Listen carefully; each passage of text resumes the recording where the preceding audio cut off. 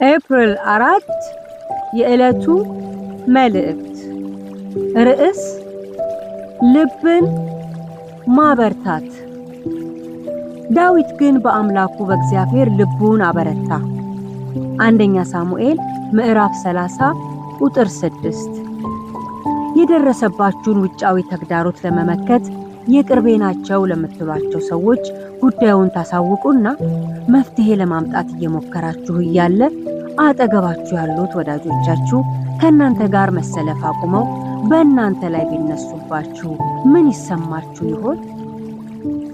በእንደዚህ አይነት ገጽታ ካለፈው ከንጉሥ ዳዊት ዛሬ የሕይወቱን ተሞክሮ እንጋራለን።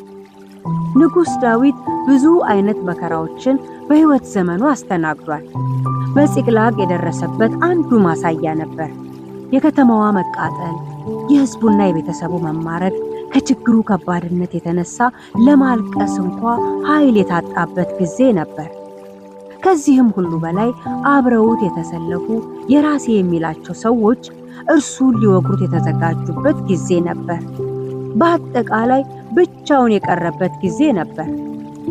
በዚህ ልብን በሚሰብር ሁኔታ ውስጥ ዳዊት ሲያልፍ ያደረገው ነገር ቢኖር ልቡን በአምላኩ ማበርታት ብቻ ነበር።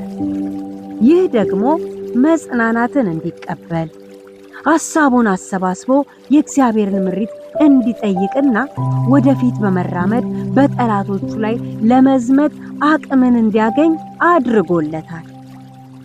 ነገሮች ሁሉ ያለቁና ያከተሙ በሚመስለን ሰዓት፣ ሁሉም ሸሽተውን ብቻችንን በምንቆምበት ሰዓት የችግር ጊዜ መሸሸጋ በሆነው በአምላካችን በእግዚአብሔር ልባችንን እናበርታ።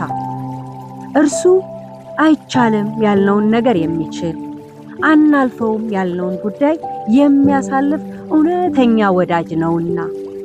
ስለዚህ በየትኛውም ሁኔታ በምታልፉበት ጊዜ ልባችሁን በእግዚአብሔር አበርቱ እንጂ ተስፋ አትቁረጡ። አምላካችሁ እግዚአብሔር የተሰበረ ልብን የሚጠግን፣ በፈተና ሰዓት መውጫውን የሚያመለክት፣ የራቀ ድልን የሚያቀርብና ከምንለምነውና ከምናስበውም ሁሉ ይልቅ አብልጦ ሊያደርግ የሚችል መልካም አምላክ ነው። በእግዚአብሔር ነው ልብን ማበርታት።